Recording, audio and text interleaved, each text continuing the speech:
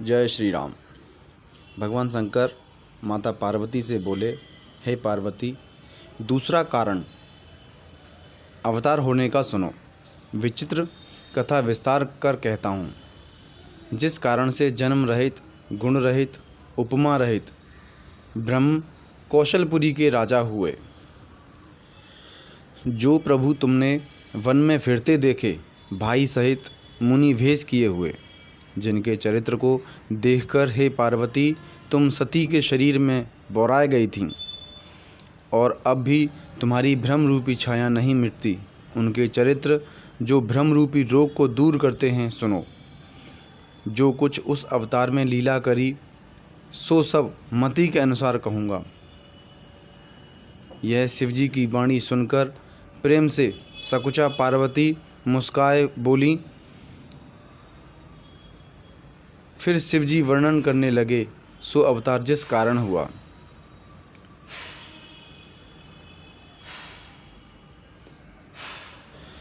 स्वयंभू मनु और शत्रुपा, जिनसे कि मनुष्य की सृष्टि उत्तमता प्रचलित हुई।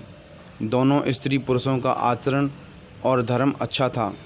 अब भी वेद जिनकी मर्यादा का कथन करते हैं।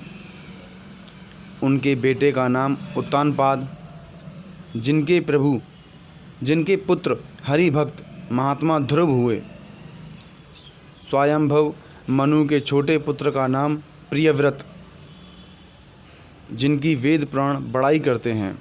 स्वयंभव मनु की कन्या का नाम देवहूति था, जो कर्दम ऋषि की अति प्यारी पत्नी हुई। आदिदेव दीन दयालु भगवान ने, जिसके उदर द्वारा कपिल देव नाम से जन्म लिया, उन भगवान ने सांख्य शास्त्र बनाया, जिसमें तत्वों का विचार बड़ी चतुरता से लिखा है। उस मुनि ने बहुत काल तक राज्य किया और भगवान की आज्ञा बहुत प्रकार से पाली। मनु जी विचारने लगे कि विषय वासना से वैराग्य नहीं होता। घर में रहते चौथापन यानी बुढ़ापा आ गया। मन में बड़ा दुख हुआ। भगवान की भक्ति के बिना ही जन्म बीत गया। पुत्र को बतलाकर राज्य दे सब रानी समेत वन को चले गए। तीर्थों में श्रेष्ठ नैमिषारण्य, जो कि अति पवित्र और साधकों को सिद्ध का देने वाला है। गौतमी नदी के तट पर पहुँचे। प्रसन्न हो निर्मल जल में स्नान किया। सिद्धि मुनि ज्ञानी ऋषि राजा को धर्मात्मा जानकर मिलने आए। जहाँ तहाँ सुंदर तीर्थ से मुनियों ने राजा को आदर पूर्वक सबके दर्शन आदि कराए। राजा का शरीर दुर्बल हो गया। मुनियों के वस्त्र धारण किए संतों की सभा में नित्य पौराणिक कथा सुनने लगे। 12 अक्षर का मंत्र ओम नमो भगवते वासुदेवाय प्रेम से जपने लगे। वासुदेव भगवान के चरण कमल में दोनों स्त्री पुरुषों का मन लग गया था। शाक फल कंद का भोजन कर सच्चिदानंद ब्रह्म को स्मरण करने लगे। फिर भगवान के हेतु तप करने लगे। जल का भोजन और मूल फल त्याग दिए। हृदय में सदा यही इच्छा रहती है कि परम पुरुष भगवान का दर्शन नेत्रों से करें। गुण रहित, खंड रहित, जिसका अंत नहीं और आदि नहीं, कि कब प्रादुर्भाव हुआ, मोक्ष के चाहने वाले, जिसके दर्शनों की इच्छा करते हैं, जिसको वेद नीति नेति कह निरूपण करते हैं, जो सदा आनंद स्वरूप अपराध रहित अनुपम है। शिव ब्रह्मा विष्णु भगवान आदि अनेक जिस ब्रह्म के अंश से उपजते हैं, ऐसे भगवान सेवक के वे वश में और भक्तों के हेतु ही लीला से शरीर धारण करते हैं। जो यह भक्तों के ऊपर कृपा करने का वचन वेदों में सत्य है, तो हमारी भी इच्छा पूर्ण करेंगे। इस प्रकार 6000 वर्ष जल के आहार से बीत गए और फिर 7 सहस्त्र वर्ष पवन के आहार से रहे। 10 सहस्त्र वर्ष सो पवन भी त्याग कर चरण से दोनों खड़े रहे। ब्रह्मा विष्णु महेश बड़ा तप देखकर मुनि के समीप बहुत बार गए। वर मांगो इत्यादि बहुत भांति से लुभाया, परंतु वे परम धीर चलाए से नहीं चले। शरीर केवल अस्थि मात्र रह गया तो भी मन में किंचित पीर नहीं गिनते। सर्वज्ञ ईश्वर ने राजा रानी को अपना अनन्य दास भक्त जाना, अनन्य जो दूसरा नहीं। तब वर मांगो यह आकाश से बड़ी गंभीर कृपा के अमृत में सनी हुई वाणी हुई। मुर्दों को जीवन दान करने वाली वाणी कानों के मार्ग से प्रवेश कर जब हृदय में आई, उसी समय शरीर मोटा ताजा सुंदर हो गया, जैसे अभी घर से आए हैं। कानों से अमृत समान वचन सुनते ही शरीर पुलकायमान हो गया। तब मनुजी दंडवत करके बोले, जिनके प्रेम हृदय में नहीं समाता, हे दासों के इच्छित फल देने वाले कल्प वृक्ष, हे कामधेनु सुनिए, आपके चरण कमल की धूलि को ब्रह्मा विष्णु महादेव नमस्कार करते हैं। हे सेवा करने से मिलने वाले, हे सबके सुखदाता, हे दीनों के फल देने वाले, चराचर के स्वामी,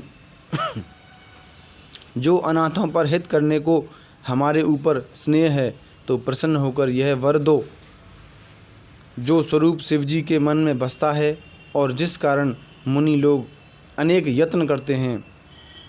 जो भुसंडी के मन रूपी मानस सरोवर में हंस है, जिसकी वेद निर्गुण सगुण नाम से बड़ाई करता है, उसी रूप में आपको नेत्रों से देखें। हे दुखियों के दुख छुड़ाने वाले, कृपा करो। दोनों स्त्री पुरुषों के वचन भगवान को बहुत प्यारे लगे, क्योंकि कोमल विनय के भरे और प्रेम रस में पगे हुए हैं। भक्तों के ऊपर ऐसी कृपा करने वाले, जैसे बच्चे पर गौ कृपा के निधान, जिनमें विश्व बसता है, अथवा जो विश्व में बसते हैं, सो प्रकट हुए। नीला कमल, नीलमणि और नीले बादल के समान जिनके शरीर की शोभा देखकर करोड़ों कामदेव लज्जित होते हैं। शरद ऋतु के चंद्रमा के समान छवि की मर्यादा, ऐसा मुख, सुंदर कपोल, ठोड़ी और सुंदर शंख के समान कंठ है। होठ लाल, सुंदर दांत और नासिका, तथा जिनका हंसना चंद्रमा की किरणों को भी लजाता है। नवीन कमल के समान शोभित जिनके नेत्र हैं, उन्हीं नेत्रों के सुंदर चितवन जी को अच्छी लगती है, वर्णी नहीं जाती। भौं कामदेव के धनुष की छवि हरती है और ललाट के तिलक ने बादल की बिजली युक्त छवि को हर लिया। मकराकार कुंडल कानों में, सिर पर मुकुट, घुंघराले बाल, मानो भवनों का समाज है। हृदय में श्री वत्स्य चिन्ह और प्रकाशमान वनमाला है। हीरों का हार और मणि गहनों के समूह शोभित हैं।